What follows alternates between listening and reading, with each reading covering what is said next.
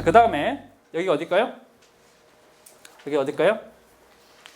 자, 이거 굉장히 이제 그 새로운 뭐 완전히 그냥 어색한 언어가 막 등장합니다. 그죠? 영어는 아니죠? 독일어인가요? 스페인어인가요? 이 어느 나라 말일까요? 네덜란드인가요? 어딜까요? 자, 그럼 다른 거 모르겠다 그러면 대충 유추를 해봅시다.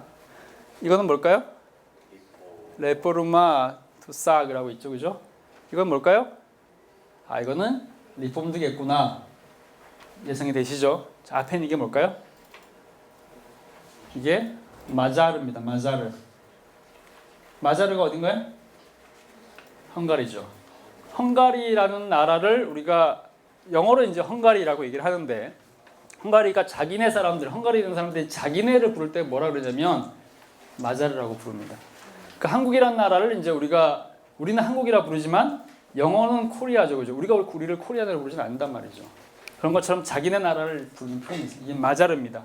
자, 이게 무슨 얘기냐면 당시에 우리가 이제 일반적으로 알고 있는 이제 대부분의 이제 상식적인 내용을 넘어서는 이제 좀 더 이렇게 전문적인 이제 내용을 이제 알아야 할 수 있는 내용인데, 당시에 종교개혁이 아까 얘기했던 것처럼 이제 큰 그림에서 본다면요, 종교개혁이 어디로 전파가 되냐면 헝가리까지 전파가 됩니다. 그래서 헝가리가 기본적으로 일단은 이제 이전에는 다 로마 캐톨릭 지역에 속한 지역이었지만 종교개혁이 진행되던 시기에 특이하게도 동유로 전파된 그 개혁파 신앙이, 칼빈주의 신앙이 가장 뿌리를 많이 내린 지역이 어디냐면 바로 이제 헝가리 지역입니다. 그래서 이제 헝가리가 오늘날에도 지금 현재도 아주 강력한 이제 종교개혁 그 개혁파 신앙이 형성된 지역 중에 하나입니다. 이게 색깔이 이게 뭐냐면요, 이게 이제 단어는 잘 모르실 테니까 이걸 보시면 오른쪽으로 가면 갈수록 진해집니다, 그죠? 빨간 색깔이 많아지는데, 빨간 색깔이 많아진다는 얘기는 뭐냐면 오른쪽으로 가면 갈수록 개혁파 신학이 이제 강하다는 얘기가 되는 겁니다. 주로 이제 그래서 지금 이제 오늘날에 이제 이쪽 지역, 진한 지역을 중심으로 이제 헝가리의 가장 유명한, 그러니까 우리로 친다면 총신이나 장신에 해당하는, 미국으로 친다면 프린스턴 같은 그런 신학교에 해당하는 신학교가 이제 이 나라에 있는 데브레첸이라는 신학교가 있습니다.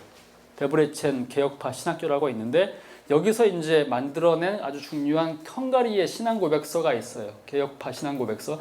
개혁파 신앙 특징 중에 하나는 어느 지역으로 가든지 간에 일종의 신앙 고백서를 만들어낸다는 거죠. 예를 들면 하이델베르크 유리문답, 웨스트민스터 신앙 고백서, 그다음에 이제 제네바 신앙 고백서, 스코틀랜드 신앙 고백서 이런 거 있죠, 그죠? 그런 것처럼 개혁파 신앙 특징 중에 하나, 이것이 굉장히 교리적인 이제 굉장히 교리를 강조하는 이제 종파이기 때문에 그 교리를 정리한 형태의 신앙 고백서를 만들어내죠. 그러니까 이 지역에서도 당시에 여기 있는 데브레첸이라고 하는 이 지역을 중심으로 해서 아주 중요한 신앙고백서 하나가 만들어지는데, 이 신앙고백서 내용이 거의 웨스트민스터 신앙고백서나 하이델베르크 신앙고백서 거의 똑같아요. 무슨 얘기냐면 칼뱅주의 영향이 있었다는 얘기가 되는 거죠. 근데 이 지역에서 이제 주로 이제 굉장히 강력한 신앙 하나가 형성이 되는데, 주로 이제 헝가리가에서 이제 형성된 신앙입니다. 자, 여기 내용을 보시면요, 조금 내용을 보시면요, 5페이지 보세요. 자, 헝가리 왕국에서 개신교가 이제 형성이 됐는데요. 16세기 당시의 헝가리는요, 카톨릭에 속한 합스부르크 이제 가문이 통치하는 왕국이었고, 당시 캐톨릭 신앙이 굉장히 많았습니다. 그렇기 때문에 굉장히 다양한 이제 나라와 민족의 한 나라지만 다양한 이제 구성원들, 민족들이 있었던 이제 지역이었는데, 이 지역은 이제 헝가리가 이제 동유럽이 대부분 다 그렇지만 한편으로는 왼쪽에 있는, 그러니까 이제 독일 중심으로 있는 수로 이제 캐톨릭 서방 세력의 영향하에 있으면서도 한쪽으로는 항상 오른쪽에 있는 강력한 동방 교회의 영향하에 있고, 또 한편으로는 당시에 이제 루터가 이제 늘 많이 이제 긴장했던 주제 중에 하나가 뭐냐면 항상 당시에 터키가 무지하게 막 쳐들어오고 있는 상황이었단 말이죠, 그죠? 그러면서 이제 헝가리 밑에 있는 대부분의 나라들이 이미 이제 터키에 이어서 이제 무슬림으로 이제 넘어간 상태입니다. 그리고 이제 이제 이 당시에 종교개혁이 일어났던 그 당시에 헝가리에서 이제 전쟁이 일어나게 되는데, 이때 당시에 들어온 터키인들과의 싸움에서 터키의 20만 대군과 헝가리의 2만 이제 군사가 접전을 벌여가지고 결국 2만 명이 다 전멸해서 죽어버려요. 이게 hun가리의 굉장히 이제 위기 상황에서 일어난 일이거든요. 이런 상황에서 당시에 남쪽에서 이제 일부 이제 부분적으로 남쪽 지방에서 이제 오는 이제 캐톨릭, 그러니까 이슬람 세력, 그다음에 동방 정교의 세력, 그다음에 왼쪽에 있었던 캐톨릭 세력의 사이에서 이 사람들이 신앙을 이제 선택해야 되는 그런 기로에 서게 됩니다. 이런 상황 속에서 이 사람들이 새롭게 수용하면서 자기네 나라의 정체성을 좀 더 분명하게 만들고 민족적으로 이제 통일된 의식을 지니기 위해서 수용하게 된 신앙이 하나가 있는 거죠. 근데 그 신앙이 뭐냐면 주로 제네바에서 배운 개혁파 신앙이 바로 이제 이 신앙 중에 하나입니다. 그래서 이제 이쪽 지역을 중심으로 굉장히 강력한 개혁파 신앙이 형성이 되면서 결국 헝가리는 이때 이후에 공산주의 체제 하에 의해서 완벽하게 이제 이것이 이 사람들이 이제 우리로부터 이제 노출이 이제 안 되게 되잖아요, 그죠? 그 이전까지 철저하게 동유럽에서 거의 유일하게 개혁파 신앙을 지켜왔던 굉장히 중요한 이제 개혁파 역사의 이제 중요한 나라 중에 하나입니다. 자, 근데 이제 이 나라가 이렇게 중요한 400년간을 넘어서는 개혁 신앙, 칼뱅주의 신앙을 지켜왔는데 이 나라 사람들이 왜 우리랑 한국에 있는 이 개혁파 신앙을 갖고 있는 장로교인들 대다수랑 연결고리가 없을까? 연결고리가 없는 굉장히 중요한 이유가 있습니다. 크게 이제 두 가지 이유가 있는데요. 하나가 뭘까요? 하나는 당연히 아까 얘기했던 것처럼 공산주의 국가이기 때문에 우리랑 이제 공산주의는 전혀 이제 맥락상 관계가 없는 거잖아요, 그죠? 그러다 보니까 자연스럽게 이제 헝가리에 있는 개혁파 신앙인들이랑 우리와의 연결고리가 이제 처음부터 이제 없었고 한 번도 연결될 수 있는 기회가 없었습니다. 또 한 가지 굉장히 중요한 이제 재밌는 에피소드 중에 하나가 있는데요. 1959년에 한국에 있는 우리 이제 교회가 한국에 있는 장로교회가 이제 50년대가 되면 한국에 있는 장로교회가 이제 크게 이제 세 번의 분열을 하게 되죠. 여러분 알고 계시죠, 그죠? 원래는 이제 장로교가 하나의 이제 총회로 이제 존재를 하다가 1952년에 한번 분열을 하게 되고 1953년에 한번 분열을 하게 되고 그다음에 1959년에 한번 분열을 합니다. 1952년 분열은 뭐 분열이죠? 고신파의 분열이죠. 이거는 이제 주제가 뭔지 알죠? 왜 분열된지 알잖아요. 신사 참배에 대한 이제 회계 문제 때문에 아주 작은 소수파였던 이제 고신 총회가 사실상 일종의 이제 축출당하게 되는 그런 성향이 있었죠. 그러니까 그건 경남도에서 일어난 일이었고요. 그다음에 1953년에 있었던 두 번째 분열은 뭐죠? 어디 분열이죠? 기장이 이제 분열되는, 그러니까 예장 총회로부터 기장이 분열돼 나가는 이제 일인데 이거는 이제 우리가 잘 아는 것처럼 조선 신학교 사건 그리고 이제 신학적인 자유주의 문제로 이제 분열이 됩니다. 근데 어쨌든 간에 이제 이 두 그룹은 큰 그룹이 아니었기 때문에 분열돼서 나가도 한국교회 이제 100이라고 일단 하나의 원래부터 100이었다 그러면 남아있는 건 여전히 80 이상은 여전히 이제 거대한 총회로 남아있는 거예요. 그죠? 그러다가 1959년이 되면 남아있는 이 90%에 해당하는 이 장로교 총회가 두 개로 쫙 갈라집니다. 그죠? 그래서 그때 갈라진 게 뭐죠? 하나가 합동이고 하나가 이제 통합이죠. 통합이 장로의 신학대학 라인이고요. 광나루. 그 다음에 합동이 우리가 알고 있는 총신, 이제 사당 총신 라인입니다. 근데 그때 이제 갈라졌을 때 그 주제가 뭐였는지 알고 계시죠? 주제가 뭔가요? WCC에 가입을 하느냐 마느냐 이제 이 주제였어요. 근데 이때 당시 이제 첨예하게 이제 갈라지게 되는데 WCC에 가입을 하냐 마느냐와 관련해가지고 도대체 왜 WCC에 가입을 해야 되느냐 말아야 되느냐 이런 논쟁을 했을 때 WCC를 가입하는 것을 반대하는 사람들의 맥락은 크게 두 가지였습니다. 하나는 뭐냐면 WCC가 신학적으로 자유주의다. 이것이 굉장히 중요한 맥락 중에 하나였고요. 그 다음에 또 한 가지 맥락이 뭐였는지 아세요? WCC가 뭐죠? 용공이다라는 거였죠. 공산주의다라는 거였어요. 그죠? 그래서 이제 한국교회에서 이제 대표자가 6명, 7명이 가가지고 총회까지 참석하면서 이걸 다 보고서로 씁니다. 근데 결국은 돌아와가지고는 거의 반반씩 이제 빨갱이고 자유주의자다. 반은 아니다. 우리는 세계교회 일부가 돼야 된다. 이렇게 이제 해서 결국엔 나눠지게 되는 거거든요. 근데 왜 당시에 WCC에 참석했던 사람들과 이제 이거를 반대했던 사람들, 그러니까 오늘날에 이제 우리가 알고 있는 합동과 총신이 되는 사람들이 당시에 WCC를 용공이라고 빨갱이로 밀어볼 수 있었던 굉장히 중요한 이유가 있습니다. 이유가 뭘까요? 왜 WCC가 빨갱이라고 얘기를 했을까요? 이유가 뭘까요? 알고 계세요? 어떤 교회의 존재 때문이었어요? 네? 라틴 교회? 해방신학? 해방신학은 1960년대 나온 얘기입니다. 또 캐톨릭 얘기죠. 그죠? 뭐라고 얘기했어요? 영락교회? 영락교회가 왜요? 지금 서복 청년단 얘기하려는 거죠. 네. 이유가 있습니다. 영락교회도 물론 있죠. 이제 영락교회는 주로 이제 북한에서 이제 내려오신 분들이니까. 근데 중요한 건 영락교회가 통합이잖아요. 합동이 아니고. 그 맥락이 오히려 달라지는 거죠. 그죠? 핵심은 뭐냐면 헝가리 교회입니다. 헝가리 교회와 체코 교회가 이제 문제가 되는 거예요. 무슨 얘기입니까? 우리가 1945년에 전쟁이 끝나요. 그죠? 근데 전쟁이 끝났을 때 결국에는 이 전쟁을 끝낸 그 소위 연합군의 세력이 자유진영인 미국과 영국, 그 다음에 동쪽에서 온 공산주의 세력인 러시아가 있었어요, 그죠? 전쟁이 끝나면서 동쪽에서 들어온 러시아가 이미 러시아는 당시에 러시아가 아니라 이미 소련이었죠, 그죠? 이미 이제 1910년대에 이미 공산화가 되면서 이 지역에 다 이제 공산주의자들이 이제 들어온 건데 이 사람들이 동쪽에 쭉 들어오게 되면서 그때 이후에 우리가 알고 있는 소위 동구라고 하는 동유럽이라고 하는 새로운 공산주의 세력을 이제 만들어 버리는 거죠. 우리가 알고 있는 체코도 마찬가지고 헝가리, 뭐 루마니아 다 이렇게 공산화가 되잖아요, 그죠? 근데 문제는 뭐냐면 이 지역을 들어왔는데 다 공산화를 시켜버리니까 시간이 지나면서 공산주의가 장악을 하게 되면서 이 지역에 있는 교회들이 공산주의에 의해서 문을 닫게 되거나 소위 이제 북한처럼 일종의 어용이 된단 말이죠. 무슨 얘기인지 아시겠죠? 종교를 반대하는 공산주의 일당 독재다 보니까 당연히 이제 종교는 민중의 아편이고 이제 문제가 되고 이제 기득권을 갖고 있는 세력인데 이 지역에 있는 교회들은 이제 그 점에서 우리가 북한에 있는 교회를 보는 것처럼 이게 진짜 교회인가 가짜 교회인가에 대한 의문을 가질 수밖에 없는 상황인 거죠. 근데 WCC는 개신교 공동체이기 때문에 다른 지역은 큰 문제가 안 됩니다. 그러니까 이제 다른 지역은 캐톨릭이고 동방 종교회니까 이 지역에 있는 종교가 뭔지는 아무 문제가 안 되는 거예요. 근데 동유럽에 있는 나라들 중에서 개신교랑 연결되어 있는 나라가 있단 말이죠. 이게 어디냐면 헝가리죠. 그 다음에 체코, 오늘날 이제 보헤미아, 체코 일부에 있는 나라들이 있습니다. 그러니까 이 나라들의 개혁교회들이 있어요. 소위 이제 칼빈주의 교회들이 있는 거죠.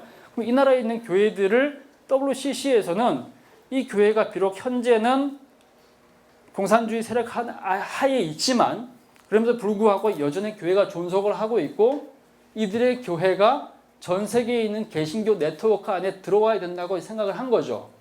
그러다 보니까 WCC가 제네바에 본부를 두면서 이제 제네바에 본부를 두다는 얘기는 이제 공산주의나 또는 이제 자유주의에 막론하고 중립 국가에 있으면서 모든 것을 다 포용하겠다는 얘기잖아요, 그죠? 그러다 보니까 당시에 WCC가 체코와 헝가리에 있는 개신교인들을 수용을 한 겁니다. WCC가 이걸 이제 받아들인 거죠, 그죠? 근데 당시에 1959년에 우린 전쟁 끝나가지고 이제 공산 반공에 대한 열정이 충만했을 때고 공산주의는 진짜 말 그대로 적그리스도이자 사탄이고 실제로 이제 내려와가지고 엄청나게 많은 기독교인들을 죽인 이제 전쟁이 끝난 지 얼마 안 된 상황이란 말이죠, 그죠? 근데 이런 상황에서 한국에 있는 사람이 그 WCC에 있는 그 회의를 갔더니 거기에 공산당들이 와 있는 겁니다. 제네바에 갔더니 마자르 이 개혁교회가 와 있고 체코의 개혁교회가 와 있는데 이 사람들은 소속이 또 공산당이에요. 공산당이랑 연결이 돼 있으니까.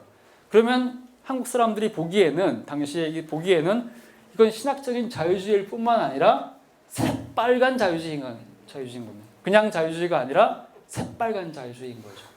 그죠? 이런 맥락에서 도저히 WCC를 용립할 수가 없는 겁니다. 이게 바로 용공 이제 내용인 거죠.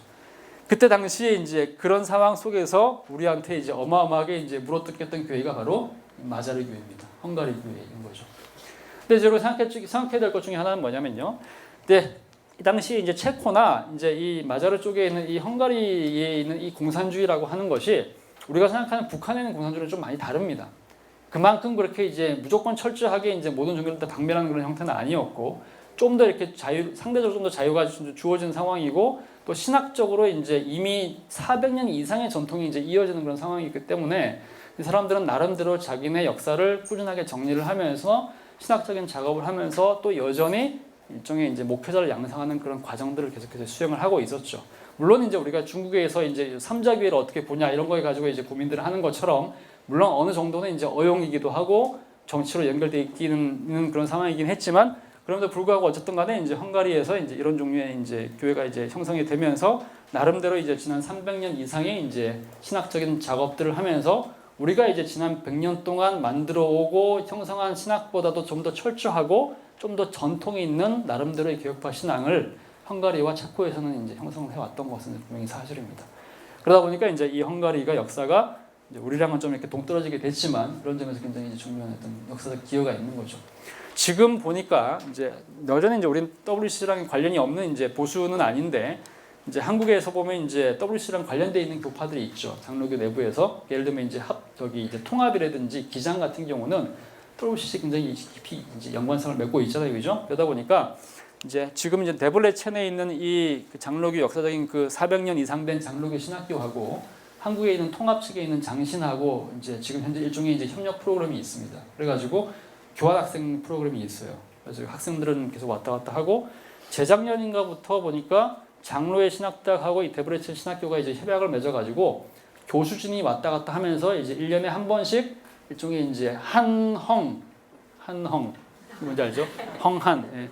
한헝 신학 그 세미나 교류를 하고 있더라고요.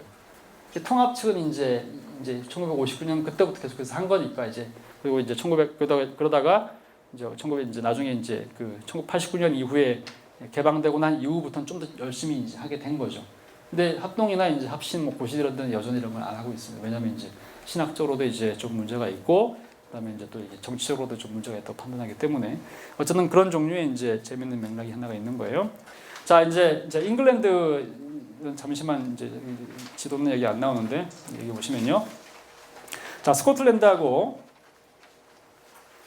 잉글랜드가 이제 스코틀랜드는 아까 얘기했던 것처럼 스코틀랜드 전체가 장로교가 이제 국교가 되기 때문에 처음에는 존 녹스에 의해서 그다음에 이제 존 녹스의 후계자였던 앤드루 멜빌에 의해서 장로교가 이제 국교로 이제 정착이 되게 되면서 스코틀랜드 전체가 소위 이제 켈빈주교가 됩니다. 그리고 나서 이제 이후에 조금 이제 잉글랜드 같은 경우는 이제 성공의 자체적인 개혁을 이제 막 진행을 하다가 스코틀랜드의 영향 하에서 그다음에 이제 제네바의 영향 하에서 청교도들이 이제 좀 더 철저한 이제 개혁파 개혁을 진행을 하면서 스코틀랜드에 있는 장로교하고 잉글랜드에 있는 청교도들이 이제 결합을 해서 만들어낸 굉장히 중요한 신앙 고백 하나가 이제 탄생을 하죠. 그게 뭐냐면 웨스트민스터 신앙 고백서입니다. 그래서 우리가 지금 알고 있는 웨스트민스터 신앙 고백서가 이제 형성이 된 거예요. 그게 이제 1643년 얘기입니다. 자, 근데 이 사람들이 이제 당시에 이제 종교개혁을 쭉 진행을 해가지고 이제 나름대로 자기네 이제 형성을 이제 민족과 이제 연관돼 있는 이제 신앙 고백을 이제 하고 신앙을 이제 형성을 하다가 나중에 시간이 지나가지고요. 자 이제 16세기, 17세기를 지나가지고 이제 17세기입니다. 17세기가 되면 당시에 이제 우리가 잘 아는 것처럼 잉글랜드에서 이제 성공회가 나름대로 또 성공을 하게 되고 또 이제 이 잉글랜드를 중심으로 또 이제 스코틀랜드를 중심으로 소위 이제 합쳐진 영국을 중심으로 있었던 그 신앙들이 소위 세계화된 가장 중요한 이유는 굉장히 정치적이거나 또는 이제 일종의 제국주의적인 맥락과 깊은 관련이 있습니다. 그렇죠? 왜 오늘날 소위 이제 비서양 지역, 그러니까 서양이 아닌 비서양 지역에서 기독교인들이 탄생을 했을 때 그 기독교인 대다수가 주로 이제 영어권에 있는 교회의 후계자가 됐느냐? 그건 우리가 이유가 알고 있잖아요. 왜 그렇습니까? 이 사람들이 전 세계를 진출을 하게 된 맥락이 있기 때문에 그런 거죠. 소위 이제 역사적인 사건을 이제 하나를 딱 집어서 얘기를 한다면 엘리자베스 1세가 그죠? 당시에 캐톨릭이 가장 강력한 나라였던 스페인과의 전쟁에서 무적 함대와의 싸움에서 이제 그 기후를 날씨를 힘입어 또 이제 해적들을 힘입어 결국에는 이제 스페인을 이제 괴멸시키면서 그때 이후부터 소위 이제 개신교 세력이 전 세계의 이제 주도권을 지는 상황이 이제 벌어집니다. 그죠? 그러면서 그때 이후에 소위 이제 이전까지는 14세기부터 16세기까지 전 세계를 지배를 하면서 해양을 지배했던 사람들은 캐톨릭이었는데 스페인과 포르투갈 사람들이었던 거 여러분 잘 아시죠, 그죠? 그래가지고 남미 전체, 중미 전체, 심지어는 북미에서도 이제 여기 보면 스페인 테리토리, 플로리다죠, 플로리다의 남쪽, 그 다음에 캘리포니아 지역들 거의 대부분 다 로스안젤레스, 뭐 이렇게 샌프란시스코, 뭐 샌디에고 이 이름들은 다 영어가 아니잖아요. 무슨 얘기냐면 그 지역이 원래 다 스페인 지역이었다는 얘기죠. 그러니까 이 사람들이 다 지역을 지배를 하고 있었는데 18세기가 되면 이제 16세기 당시에 그 엘리자베스의 그 성공 이후에 17, 18세기가 되면 결국에는 전 세계의 해양을 지배하게 되는 것은 이제는 더 이상 캐톨릭 세력이었던 스페인과 포르투갈이 아니라 어디가 되죠? 영국을 중심으로 한 이제 소위 개신교 세력이 됩니다. 그러면서 이 사람들이 당시에 영국에 있다가 여기가 영국인 거죠. 영국에 있다가 주로 이제 북미, 소위 이제 북미, 이 지역을 당시 뭐라 부르냐면 노스 아메리칸 이제 잉글리시 칼로니 이렇게 얘기합니다. 그러니까 영국령 또는 브리티시죠. 브리티시 노스 아메리칸 칼로니. 그러니까 영국령 북미 식민지라고 얘기를 하는데 당시에는 미국, 캐나다가 아니고 이 식민지 전체를 이제 차지를 하게 되죠, 그죠? 그러면서 이제 이 사람들이 이제 이민을 오게 되는데 그 이민자들이 굉장히 이제 여러분 잘 아시겠지만 이민의 맥락이 굉장히 다양한데 이민을 오는 사람들은 기본적으로 일단은 이제 그 자기네 원래 살았던 사회에서 이제 먹고 사는 문제가 좀 어려웠기 때문에 새로운 생존 수단을 찾아서 먹고 살기 위해서 기본적으로 찾아오는 거지만 근데 찾아온 대부분의 이민자들이 찾아올 때 단지 먹고 사는 맥락, 먹고 사는 문제만 해결하기 위해서 그냥 이제 노동만 하고 그냥 새로운 공동체에 다 그냥 적응을 하게 되는 것은 아닙니다. 그죠? 무슨 얘기냐면 대부분의 이민자들은 이민을 해서 새로운 공동체에 적용을 하지만 결국에는 이전에 자기가 원래 가지고 있던 관습과 문화와 언어, 음식 그리고 무엇보다도 자기의 종교를 그대로 가지고 와서 이식을 하게 되죠. 그죠? 그런 과정에서 오늘날 우리가 알고 있는 미국이라는 나라가 이제 형성되게 되는 계기가 이제 진행이 됩니다. 근데 우리가 잘 아는 것처럼요. 보스턴을 중심으로 해서 소위 이제 이 지역이죠. 보스턴을 중심으로 해서 이 노랗게 보이는 이 지역 우리가 뉴잉글랜드라고 얘기를 하는데 새로운 잉글랜드라고 하는 지역입니다. 물론 이제 당연히 처음부터 이제 온 거는 이 사람들이 온 이유는 기본적으로 이 지역에서 먹고 살기 위해서 오긴 한 거죠. 그죠? 근데 이 뉴잉글랜드에 온 사람들이 기본적으로 먹고 살기 위해서 온 거지만 이 사람들이 자기네를 규정하는 좀 더 중요한 정체성이 하나가 있었습니다. 기본적으로 뉴잉글랜드니까 잉글리시라고 하는 정체성이 당연히 있었던 거지만 이 사람들이 잉글리시라는 정체성과 함께 자기네들한테 붙여진 굉장히 중요한 표현이 하나가 있죠. 종교적인 표현이 하나가 있죠. 그게 뭐죠? 그게 바로 퓨리탄이라는 정체성인 거죠. 그죠? 그래서 뉴잉글랜드에 있는 사람들은 기본적으로 잉글랜드의 사람들이지만 잉글리시 사람들이지만 이 사람들은 또 다른 말로 뉴잉글랜드의 퓨리탄이라고 하는 새로운 정체성, 종교적인 정체성을 가지고 있는 거죠. 그래서 처음부터 미국을 지역을 중심으로 해서 처음 들어온 사람들이 가졌던 종교는 켈빈주의 종교. 그러니까 이제 청교도였다고 이제 우리가 얘기할 수 있는 거예요. 물론 좀 더 엄격하게 얘기를 한다면 가장 먼저 들어온 것이 뉴잉글랜드는 아니고요. 제일 먼저 들어온 것은 오히려 이제 버지니아 식민지가 시기를 보면요. 1607년입니다. 1607년이에요. 여기는 이제 1620년이죠. 그죠? 그러니까 매사추세츠 식민지 여기 밑에 플리머스가 있고요. 플리머스 그다음 보스턴 해 가지고 여기가 이제 매사추세츠가 되는 건데 여기 이제 1620년이거든요. 그 전에 먼저 온 사람들은 언제냐면 1607년에 이제 들어온 사람들이 이제 버지니아 사람들이죠. 무슨 얘기냐면 이제 잉글랜드 사람들이 먼저 들어왔는데 제일 먼저 정착한 지역은 바로 버지니아 지역이었죠. 그래서 이제 이 사람들이 당시에 제일 먼저 정착한 이 버지니아라는 지역을 딱 정착을 해가지고 이 지역을 이름을 버지니아라는 이름을 이제 붙이는데 버지니아라는 이름이 붙여진 이유가 뭘까요? 이 이름의 의미가 뭘까요? 처녀 땅 하는 얘기죠, 그죠? 뭐가 처녀인데요? 그렇죠. 누구 얘기하는 거죠? 그렇죠. 엘리자베스. 당신이 물론 엘리자베스는 이제 이미 이제 죽은 사람이지만 엘리자베스를 기념하기 위해서 엘리자베스에게 바치는 땅이라는 의미에서 이제 버지니아라는 이름이 이제 붙은 겁니다. 식민지 전체로는 버지니아인데 이 식민지 전체에 있던 이 버지니아가 이제 이 생기게 돼서 이건 주 이름인 거고 식민지 이름인 거고 처음 오자마자 이제 도시 하나를 여기다 이제 건설을 하거든요. 도시를 건설했을 때 이 버지니아를 대표하는 도시의 이름이 있습니다. 도시의 이름이 뭔지 아세요? 도시의 이름이 당시에 찰스타운이라는 이제 도시였습니다. 찰스타운이라고 하는 도시를 중심으로 번성했던 식민지를 버지니아라고 얘기를 하는 거예요. 무슨 얘기냐면 찰스란 얘기는 찰스 왕을 얘기하는 겁니다. 당시에 이제 잉글랜드의 찰스 2세를 얘기하는 거예요. 그러니까 영국 사람들이 와가지고 잉글랜드 사람들이 와가지고 이 지역을 형성을 하면서 자기네 땅의 이름을 버지니아라고 이름을 붙이고 왕의 이름을 따라서 찰스타운의 이름을 붙였다는 얘기는 뭐냐면 이 사람들이 철저하게 충성스러운 잉글랜드의 시민이었다는 얘기를 하는 겁니다. 근데 주목할 만한 것은 뭐냐면요. 이 사람들이 여기에 이름을 버지니아라고 붙이고 그 다음에 찰스타운이라고 붙였다는 얘기는 굉장히 왕을 사랑한다는 얘기가 되겠죠. 그러면 이 사람들의 종교가 뭘까요? 왜? 왜요? 성공이었으니까. 그렇죠. 자, 무슨 얘기냐면 여기에 처음 온 사람들이 만약에 청교도였다면 그죠? 청교도는 기본적으로 잉글랜드라는 정체성이 있음에도 불구하고 국교를 당시에 국교는 성공했는데 당시 성공의 국교에서는 특이한 구조가 있죠. 정치적인 구조와 종교적 구조가 이제 연결된 겁니다. 성공회에서는 대빵이 있단 말이죠. 그 대빵이 누구예요? 영국의 왕이죠. 우리가 그걸 뭐라고 얘기하냐면 수장령이라고 얘기를 합니다. 그러니까 잉글랜드 종교교육의 가장 특징은 뭐냐면 기본적으로 신학적인 내용으로는 개혁파적인 종교교육을 하지만 이게 정치적인 맥락으로는 결국에는 국가라는 큰 지붕 아래에 있는 종교잖아요. 그러니까 성공의 신자가 된다는 얘기는 왕한테 충성을 맹세한다는 얘기고 기독교 신앙과 애국심을 결합시킨 종교가 바로 성공회라는 얘기죠. 그죠? 그러니까 이 사람들이 여기 와서 정착을 하면서 땅을 버지니아라고 이름을 붙이고 그다음에 아까 얘기했던 건 찰스타운 이름을 붙였다는 얘기는 뭐냐면 이 사람들이 누구냐면 이 사람들은 성공의 신자라는 얘기입니다. 이 사람들이 성공의 신자였다는 얘기죠. 그죠? 제일 먼저 정착한 사람들은 청교도가 아니고 성공의 신자들이었습니다. 여기서 나오는 이야기가 이제 중요한 이제 포카운타 스토리가 여기서 나오는 거예요. 여러분 아시는 그 영화나 이제 만화 아시죠? 그죠? 그러니까 처음에는 성공의 신자였죠.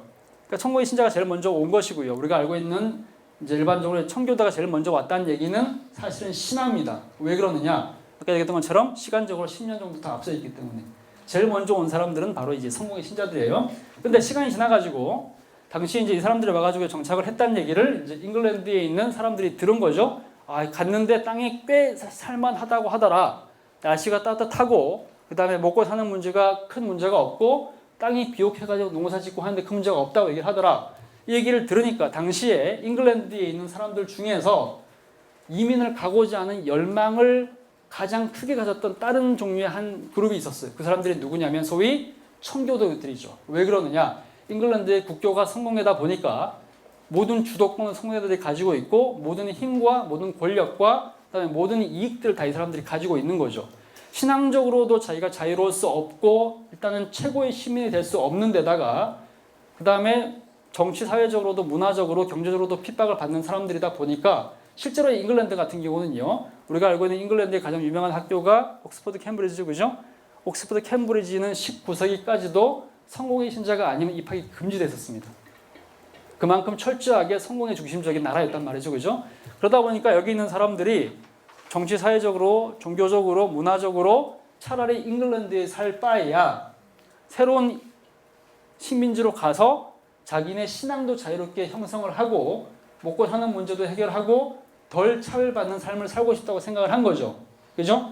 그러다 보니까 이 사람들이 여기 있는 잉글랜드에서 배를 타고 출발을 해가지고 버지니아로 갑니다.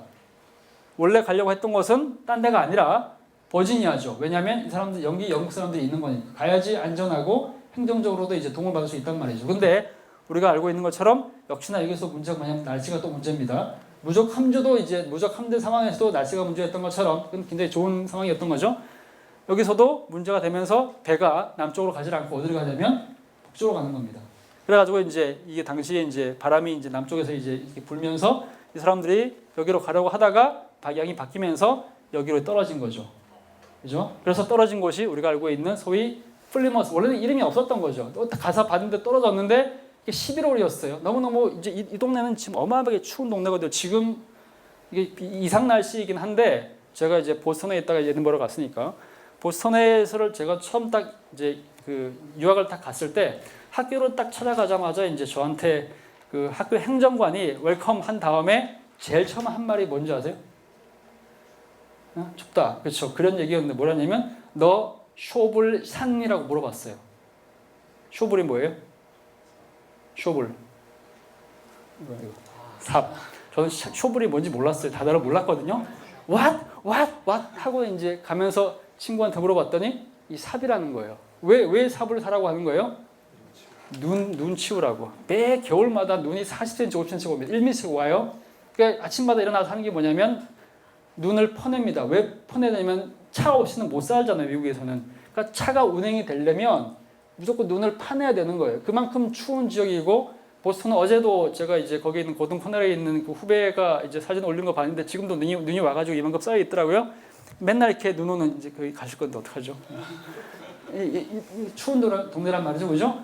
이 지역을 가가지고 이제 있는데 우리가 잘 아는 것처럼 11월이었단 말이죠. 그래서 그날 도착하자마자 이제 100몇십 명이 이제 갔는데 우리가 잘 아는 것처럼 이제 그 중에 얼마가 이제 죽었습니다. 배에서도 죽고 도착하자마자 겨울을 이제 남길 수 없었는데 살아남은 사람들이 이제 살아남을 수 있던 가장 중요한 이유 중에 하나가 당시에 거기 있었던 이제 인디언들이 이제 먹을 것을 주고 옥수수에 재배하는 방식을 가르쳐주고 하면서 첫 겨울을 겨우겨우 넘길 수 있었죠, 그죠?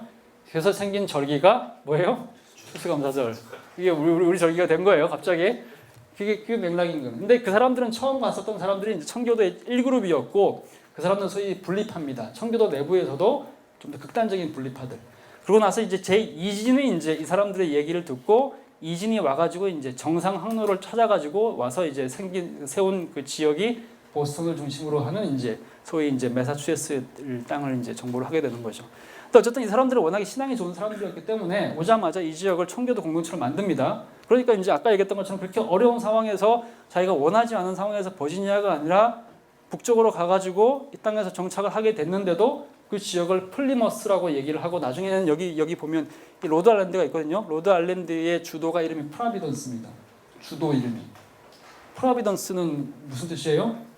섭리란 얘기죠. 무슨 얘기냐면 뉴잉글랜드 사람들은 철저하게 이제 소위 켈빈주의자였기 때문에 켈빈주의의 가장 중요한 핵심 신학 사상이 뭐예요?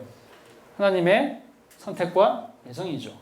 그러니까 하나님께서 우리를 미리 예정하셔서 이 모든 고난에도 불구하고 마치 이스라엘 백성들이 출애굽해서 그다음에 애굽 땅을 나와서 약속된 가나안 땅에 들어가는 것처럼 하나님께서 이 땅을 우리에게 약속의 땅으로 주셨다는 믿음이 있었단 말이죠.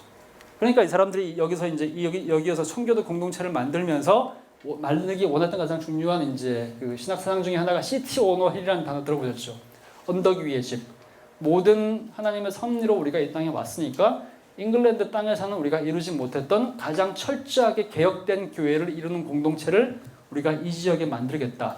근데 그 공동체는 모든 열방에 있는 사람들이 보기에 도시, 언덕 위의 도시, 가려지지 않은 도시, 누구나 보기에도 가장 아름답고 가장 신앙적이고 철저한 공동체, 개혁파 신앙이 이제 살아있는 그런 공동체로 우리가 이제 보일 수 있도록 하겠다라는 이제 그런 종류의 이제 이상을 가지고 형성하게 되는 지역이 바로 이제 이 뉴잉글랜드라는 지역입니다.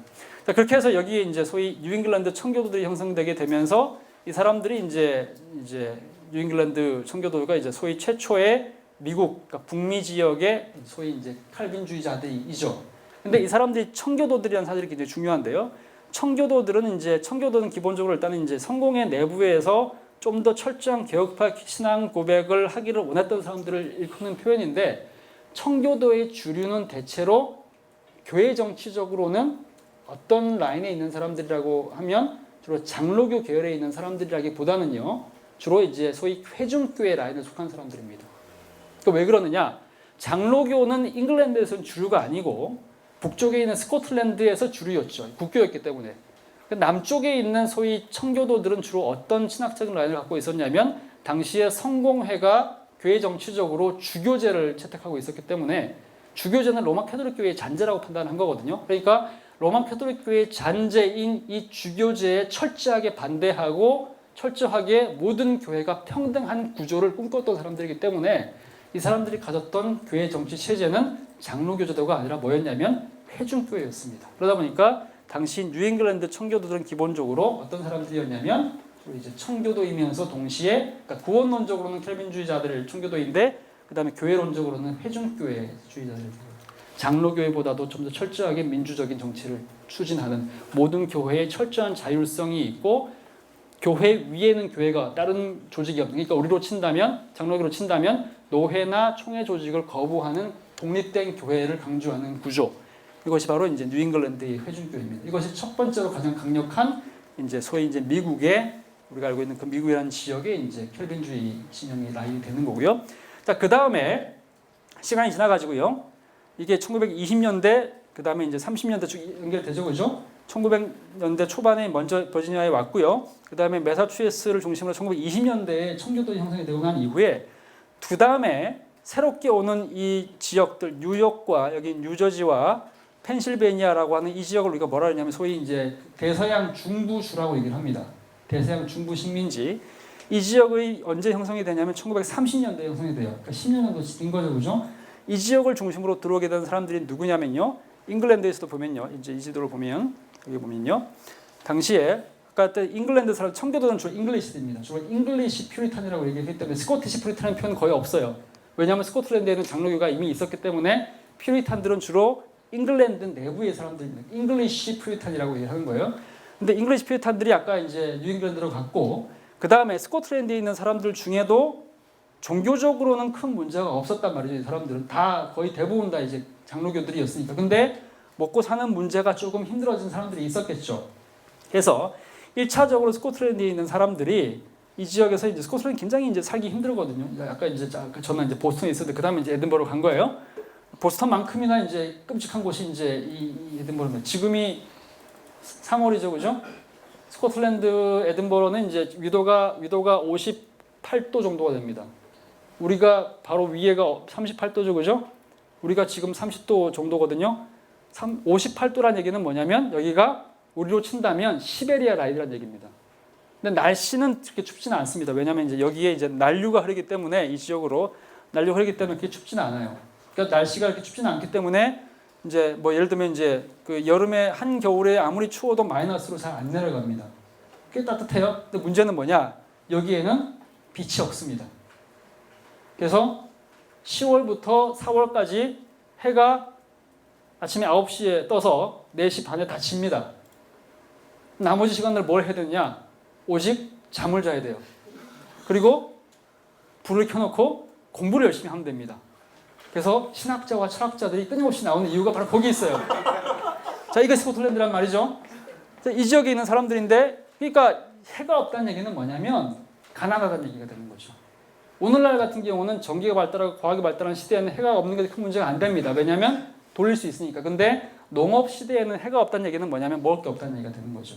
여기에는 나는 것이 아무것도 없어요. 실제로 영국에서는 딸기나 토마토 몇 개를 제외하고는 거의 모든 작물을 다 수입합니다. 심지어는 잉글랜드도 그래요. 스코틀랜드는 당연히 그렇겠죠.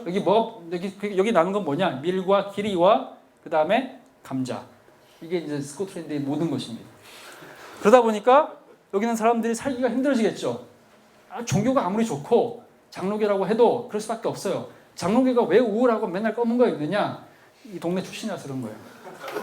자, 그런 동네에 살기 때문에 그런 거예요.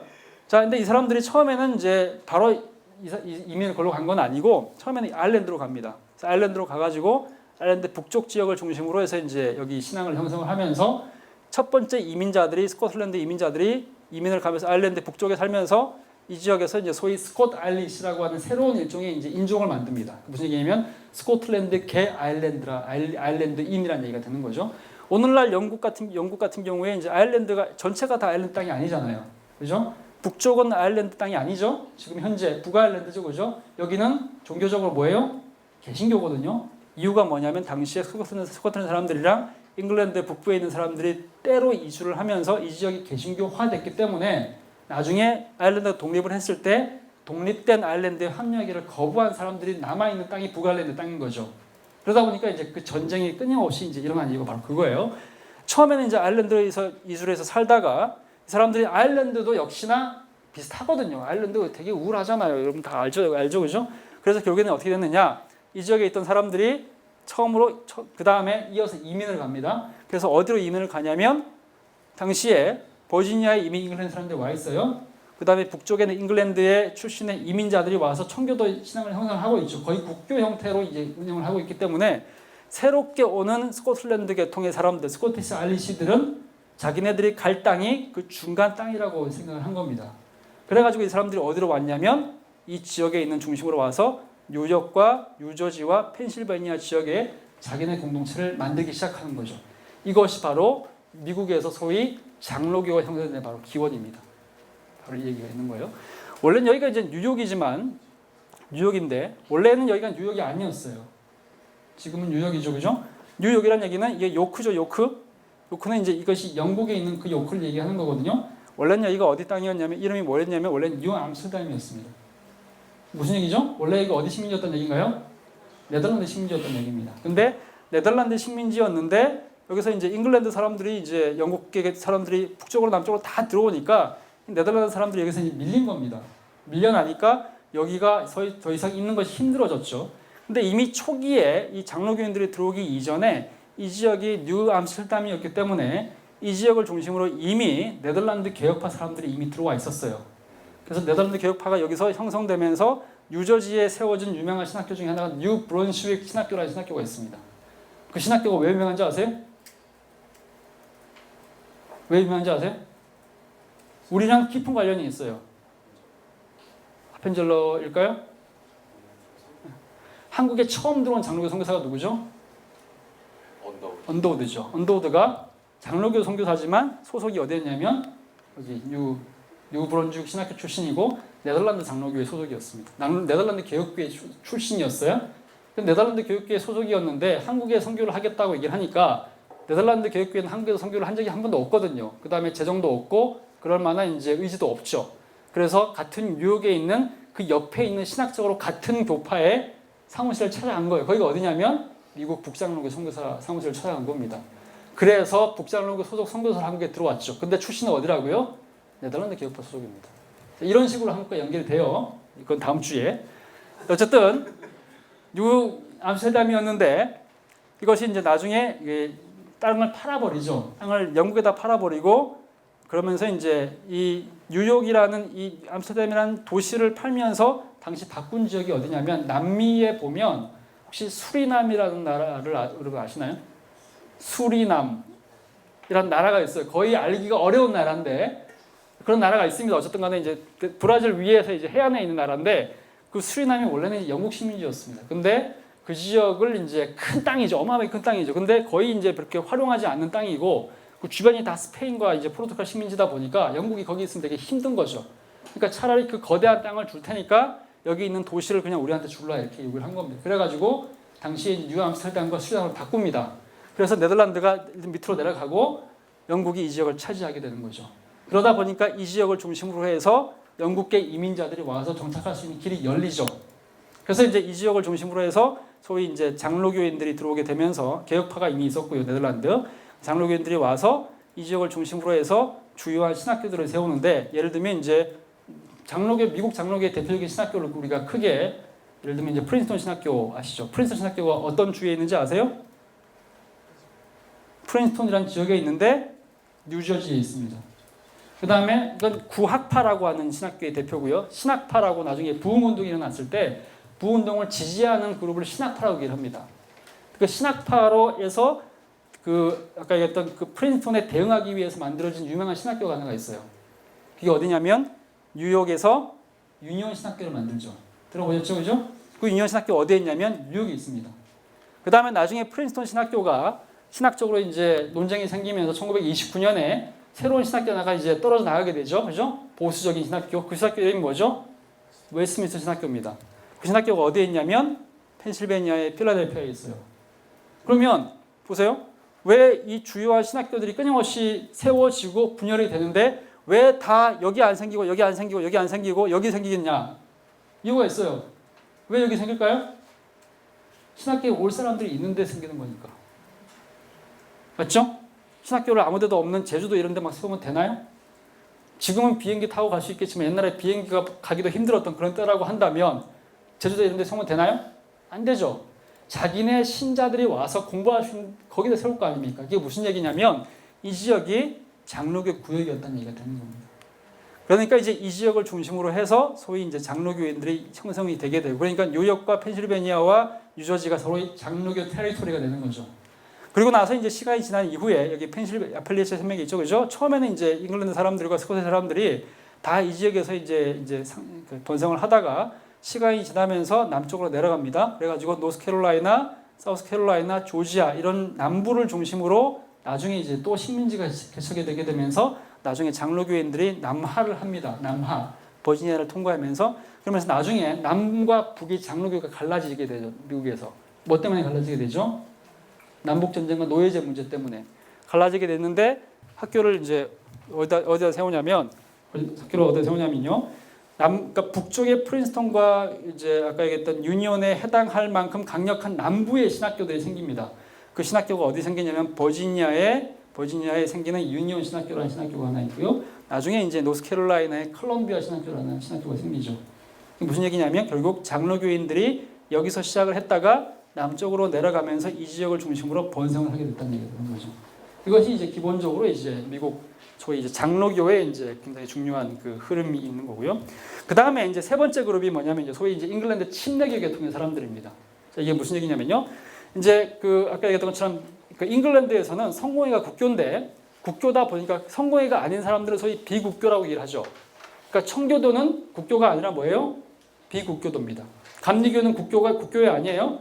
국교가 아니니까 비국교죠, 그죠? 근데 감리교는 나중에 이제 여기서 알았지만 알미니안주의를 선택하게 되는 거니까 켈빈주의가 아닌 거고, 켈빈주의를 선택한 그룹 중에 청교도가 있는데 이게 주류인데, 청교도들 말고 청교도들 중에서도 일부가 제세례파 신학과 이제 결합을 하게 되면서 청교도 내부에서 유아 세례를 거부하는 새로운 교파 하나가 생깁니다. 그 교파가 뭐예요? 그게 침례교죠. 그러니까 신학적으로는 켈빈주의의 그 퓨리탄 청교도를 따르게 되지만 구원론적인 면에서, 근데 교회론적인 면에서 유아 세례를 인정할 수 없는 사람들이 새로 생기게 된단 말이죠. 그 사람들이 우리가 뭐라고 얘기하냐면 침례교라고 얘기를 하죠. 근데 그 사람들이 이제 또 나중에 이민을 오게 되면서 처음에는 이제 로드아일랜드에 시작했다가 박해를 하니까 남쪽으로 계속해서 내려가가지고 이쪽으로도 가고 남쪽으로 내려가면서 주로 이제 남부를 중심으로 이제 번성을 하게 됩니다. 이 그룹을 우리가 소위 이제 잉글랜드 계통의 침례교라고 얘기를 합니다. 근데 물론 침례교는 다 켈빈주의자들은 아니에요. 침례교는 신학적으로는 굉장히 좀 자유로운, 그러니까 이 자유란 얘기는 리버럴하다는 의미에서의 자유가 아니라 엄격하지 않다는 의미에서 좀 자유로운 교파이기 때문에 교리적으로는 아주 철저하지는 않습니다. 굉장히 실천적이고 온화한 그룹인 거죠, 그죠? 그러다 보니까 이제 신학적으로 이제 알미니안주의를 따르는 사람도 있고 켈빈주의를 따르는 경향도 있는데, 대체적으로 미국에서의 이제 주로 이제 침례교도는 전반적으로 켈빈주의의 영향 하에 있다고 생각하시면 됩니다. 근데 이 사람들이 주로 이제 남쪽에서 이제 번성을 하게 되고요. 그다음에 나머지 이제 마지막 보시면요, 네 번째 네덜란드와 독일계 개혁교회라고 나와 있죠, 그죠?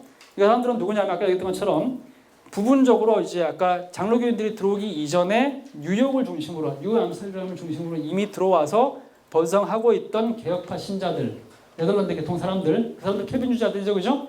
그 사람들이 정착을 하고 나중에 영국계 사람들이 워낙에 많이 밀려 들어오니까 이 사람들 중에 일부가 나중에 이제 에팔리체 산맥과 함께를 넘어서서 서부 개척 시대의 서부로 이동을 합니다. 그리고 나중에 추가로 이민 오는 사람들이 이민을 하게 되면서 이 지역을 떠나서 주로 이제 이 오데호를 중심으로 한 이 지역 넘어서서 이 지역을 중심으로 이제 미시간을 중심으로 새로운 이제 개척을 하면서 정착을 하게 되거든요. 이 사람들은 굉장히 숫자는 적은 사람들이고 비주류이지만 잉글랜드 사람들이 아니니까 비주류임에도 불구하고 나름대로 네덜란드 계통의 이 신학자들 또는 이제 이 교회가 숫자가 적음에도 불구하고 신학적으로는 굉장히 큰 영향을 끼치게 되죠. 우리가 알고 있는 주로 켈빈 신학교를 중심으로 소위 이제 네덜란드 개혁파라고 하는 독특한 문화적 켈빈주의자를 형성시키게 되는 거죠. 자, 그래서 이걸 이렇게 이제 그림을 볼 수 있습니다. 자, 이게 뭐냐면요, 2000년 현재 미국 전체의 종교 지도예요. 초록 색깔이 뭘까요? 초록 색깔이 뭐예요? 캐톨릭입니다. 자, 오해하는 것 중에 하나가 미국이 개신교 국가라고 사람들이 굉장히 많이 오해를 하고 있는데, 미국의 최대 교파는 뭐예요? 캐톨릭입니다. 미국의 최대 교파는 개신교가 아니라, 물론 전체 숫자를 다 따지면 개신교가 여전히 캐톨릭보다 많긴 합니다. 근데 개신교는 워낙에 다 이렇게 분파가 많다 보니까 각 교파 하나하나로 따진다면 최대 교파는 어디냐면 캐톨릭입니다. 원래 여기가 아까 얘기했던 것처럼 여기가 원래 해중교회 켈빈주의자들의 동네였죠, 그죠? 근데 신학적으로 시간이 지나면서 자유주의화되고 이제 전도를 거의 안 하게 되는 그런 현상이 이제 생기게 되면서 또 문화적으로 또 이제 좀 이렇게 문화화되면서 여기 나중에 이제 여기 이민자들이 끊임없이 들어오거든요.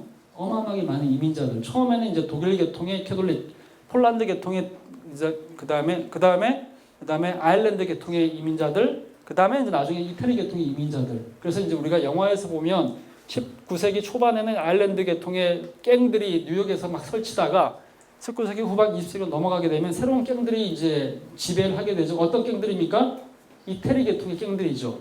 근데 이 사람들이 엄청나게 깽짓 하면서 사람 죽이고 막 마약 팔아먹고 하지만 맨날 주일만 되면 아주 열심히 교회 가가지고 기도하고 그 다음에 그 신앙 고백하면서 교회 성사하고 죄 용서 받잖아요. 그죠? 이 사람들이 뭐예요? 이탈리아 캐톨릭들. 그러니까 이 지역이 다 캐톨릭화 되는 겁니다. 이게 이제 19세기 이민 맥락이고요. 자, 그러다 보니까 결국에는요, 시간적으로 봤을 때 로마 캐톨릭 교회가 이제 이쪽은 주로 이제 스페인 계통의 사람들이 이제 멕시코 계통 사람들이 막 올라와가지고 지배를 하게 되는 거고, 그래서 이쪽하고 다 이제 캐톨릭인 거예요. 근데 여전히 철저하게 이제 개신교의 그 지배적 구요로 남아있는 동네가 있습니다. 그게 어디냐면 미국 남부죠. 여기가 어디예요? 주로 침례교도 베프티스트. 그러니까 미국의 최대 개신교 교파는 어디냐면 침례교입니다. 자, 근데 보세요. 이건 뭐냐면 이제 컨그레게이션입니다. 이게 뭐냐면 이게 회중교회죠. 청교도죠. 지역적으로 2%, 5%가 최고고 주로 이 지역이 이제 연하게 0.1% 남아 있죠. 지역적으로 보면 이걸 보지 않고 그냥 숫자 퍼센트를 보지 않고 지역적으로만 본다면 여전히 중심 지역이 어디란 얘기예요? 잉글랜드가 맞죠, 그죠? 근데 옛날에는 여기가 90% 100%였던 사람들이 지금은 몇 %로 떨어졌냐면 0.1로 떨어졌다는 얘기입니다. 왜? 여기에 다 누가 들어왔냐면 캐톨릭이 들어왔거나 아니면 무신론자들이 지배하는 동네가 됐기 때문에. 그러니까 미국 북부는 굉장히 진보적이란 말이죠. 여기가 이제 원래 지역이었고요. 그러니까 아무리 많아도 2%밖에 안 됩니다. 5%. 그러니까 청교도들은 지금 현재 미국에서는 완벽하게 몰락했다고 보시면 되죠. 거의 없다고 봐야 돼요. 자, 그 다음에 이게 장로교죠. 장로교는 주로 보세요. 구역이 어디죠? 아까 얘기했던 어디예요? 여기가 뉴욕, 여기가 뉴욕이고요. 여기가 펜실베니아, 여기가 뉴저지하고 아까 남쪽으로 이동했다 그랬죠? 버지니아와 노스캐롤라이나예요. 그러니까 바로 그 지역이랑 일치하죠? 여기가 바로 장로교의 자기네 구역입니다. 근데 물론 장로교도 열심히 전도하는 교파는 아니기 때문에 아무리 높다고 하더라도 3%, 7%밖에 안 됩니다. 나중에 이 사람들이 이제 이민을 가가지고 이민이 아니라 이제 주로 이주를 하게 되면서 중부 지역으로 이제 많이 이주를 하게 되는데 주로 이제 중부에 사람이 거의 없는 인구가 희박한 몇 지역에서는 최고의 어떤 이제 존재감을 뽐내기는 합니다. 그러니까 예를 들면 이 지역이 어디냐면 혹시나 이제 흐르는 강물처럼 아시죠? 낚시하는 영화 알죠? 로버트 레드포드하고 마감 안 된 영화, 브래드 피트 나오는 영화. 근데 그 아빠의 직업이 뭐예요? 목사죠. 무슨 목사? 장로교 목사. 이 지역입니다. 그러니까 지도를 보면 영화를 알 수 있고 영화를 보면 지도를 알 수 있어요. 아까 연결된다 그랬죠? 여기 어디냐면 이게 베프티스트죠. 침례교 그죠? 자, 침례교는 어디죠?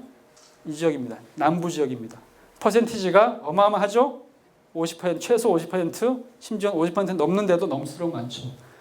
원래는 이 지역에서 시작했어요. 남쪽에서. 주로 침례교는 이제 굉장히 열정적으로 전도하는 교파였기 때문에 나중에 아까 이제 주로 이제 칼빈주의의 다른 교파들은 대체로 전도를 안 하고 교리적인 논쟁이나 이런 것들에 이제 아주 집착하느라고 이제 움직이지 않고 있는 동안에 침례교는 훨씬 실천적인 교파이기 때문에 그런 거랑 관계없이 아랑곳하지 않고 서부 개척 시대에 왼쪽으로 계속해서 갑니다.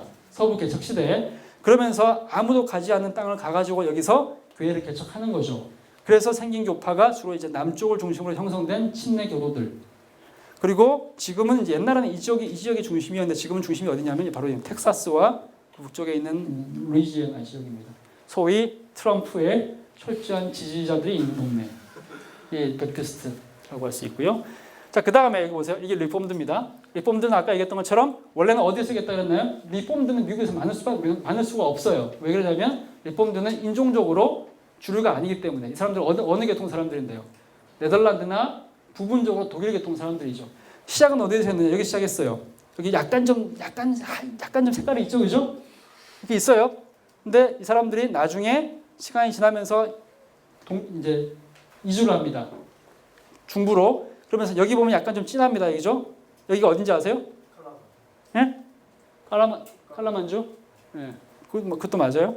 여기가 미시간주고 켈빈 신학교가 있는 데가 어디냐면 켈빈 여기 미시간주에 그랜 래피즈라는 도시가 있죠. 출판 도시. 여기가 그랜 래피즈입니다. 밑에 칼라만주 다 포함된 지역이죠. 여기가 소위 네덜란드 개혁파의 새로운 중심지. 그 다음에 부분적으로 아이오와 쪽에도 부분적으로 중심지가 있어요. 여기가 이제 소위 이제 네덜란드 개혁파의 이제 이동 경로가 되는 거죠. 이런 식으로 해서 미국에서 주로 이제 교파 인식이 됐죠. 자, 그러면서 이제 결국에는 이제 여기 있는 사람들 중에서 다음 주에 할 얘기인데요. 한국에 들어와서 전도를 하게 된 사람들은 누구냐? 컨그레게이션 이 사람들 한국에 왔나요? 회중교회 사람들 한국에 안 옵니다. 왜 안 오느냐? 이미 19세기에 미국에서 선교 운동이 일어날 그 시기에 회중교회는 이미 신학적으로 하버드를 중심으로 하면서 소위 유니테리안이 생기게 되고 그러면서 이미 신학적으로 켈빈주의적인 색깔을 다 상실을 합니다. 유니테리안은 아예 삼위일체를 부인하는 그룹이었잖아요, 그렇죠? 그러면서 이제 회중교회는 그 자체로 선교를 안 하게 되기 때문에 이 사람들은 사실상 선교를 하기는커녕 자기네 생존 자체를 이제 걱정을 해야 될 만큼 약화되는 거죠. 자, 그다음 그러면 한국에 들어온 소위 켈빈주의 선교사들은 어떤 사람들인가요? 주로 장로 계통의 사람들인 거죠.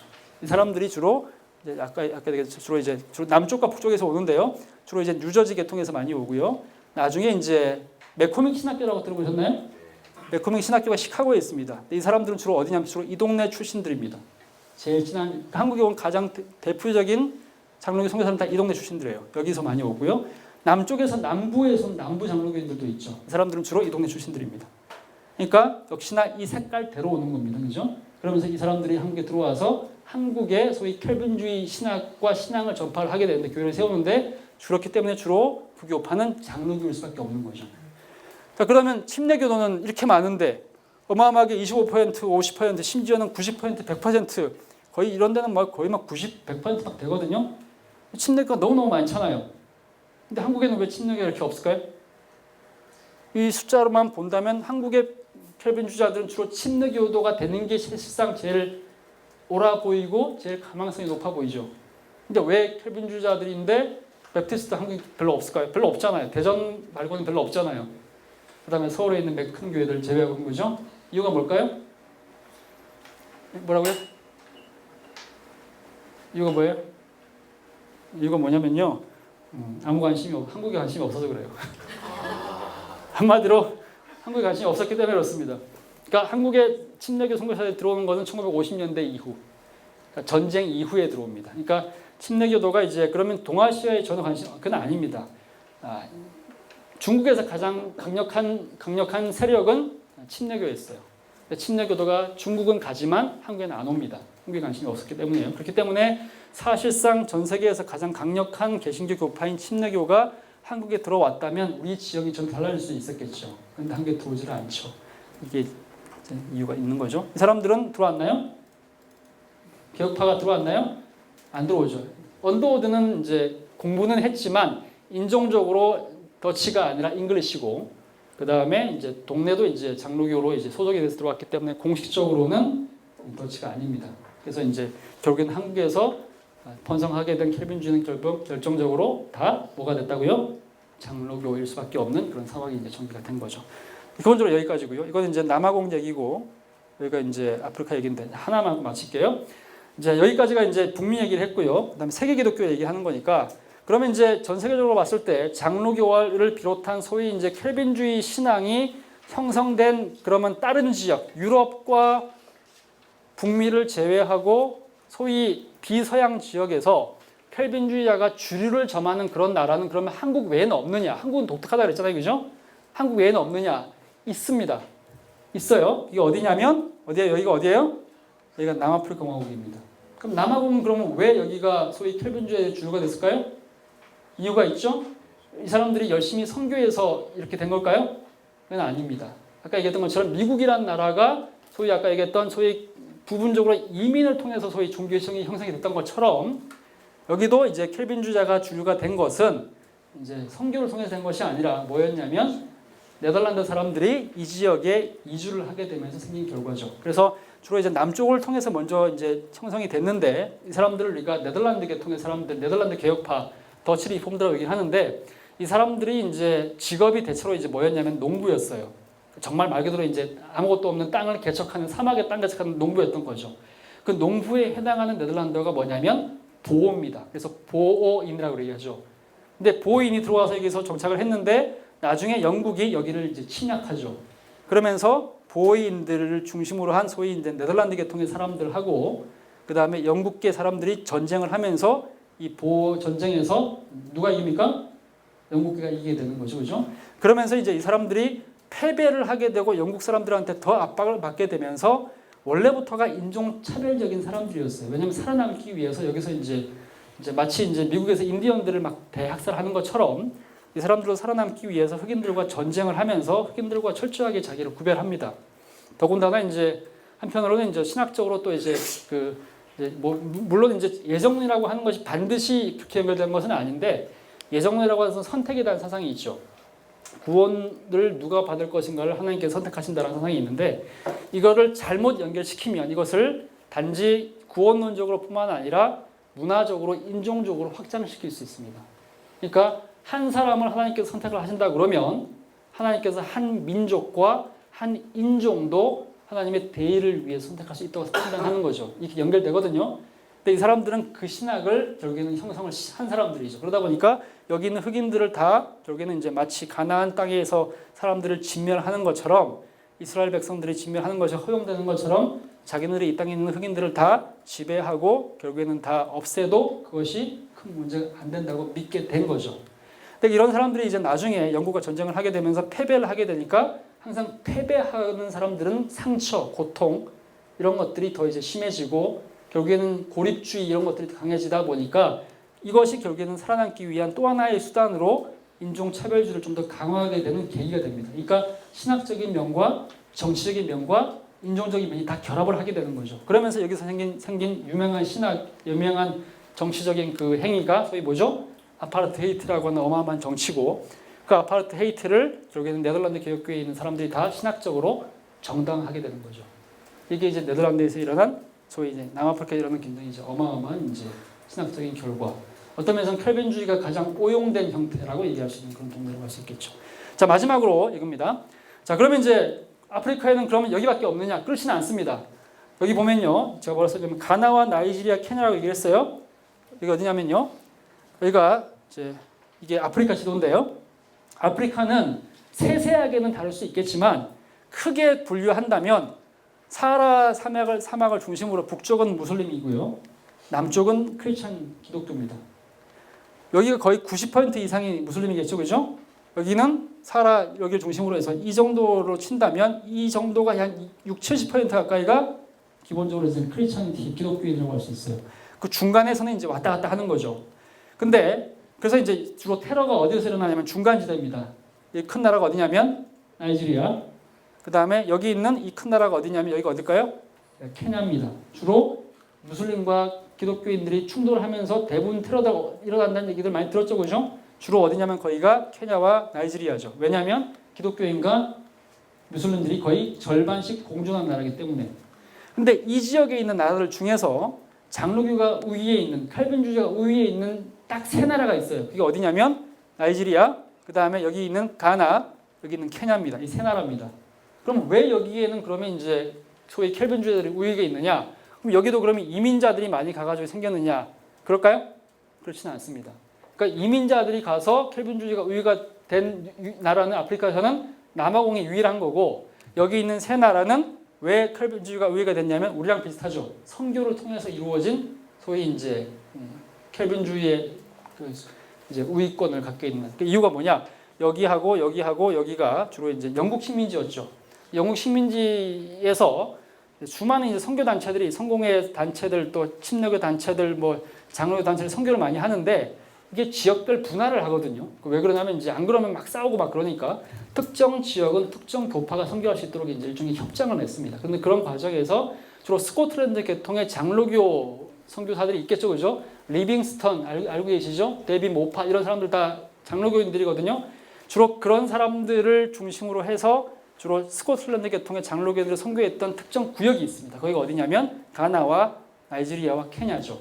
그러다 보니까 여기 있는 교회들이 대체로 장로교가 우위에 있는 아주 특별한 지역이 된 겁니다. 근데 문제는 이제 1960년대 이후부터 이제 선교사들이 출석하기 시작하고 나면 그다음에 이 지역이 이제 소위 이제 아프리카 사람들이 주로 이제 주도하는 나라가 되거든요. 신앙을 주도하는 거예요. 한국 사람들이 주도하는 것처럼. 그 AIC라고 그러죠. 아프리카 독립교회. 이 사람들이 대체적으로 이제 성향상 정서적 성향들이 장로교 성향과는 도무지 맞지가 않는다고 봐야 되겠죠.